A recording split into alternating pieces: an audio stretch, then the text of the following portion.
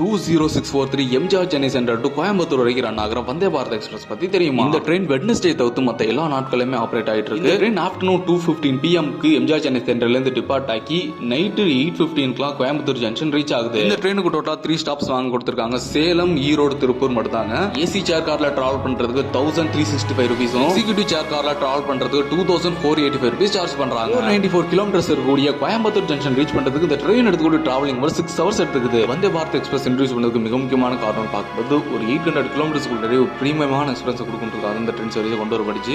இந்த Vande Bharat express make in India திட்டத்தின் கீழே தான் வருது. கத்திமான் எக்ஸ்பிரஸ்க்கு அடுத்தபடியே அதிக வேகத்தோடு செல்லக்கூடியதுன்னா இந்த வந்தே பாரத் எக்ஸ்பிரஸ் ட்ரெயின் தாங்க. வந்தே பாரத் எக்ஸ்பிரஸோட டாப் ஸ்பீட் பார்க்கும்போது 130 km/h.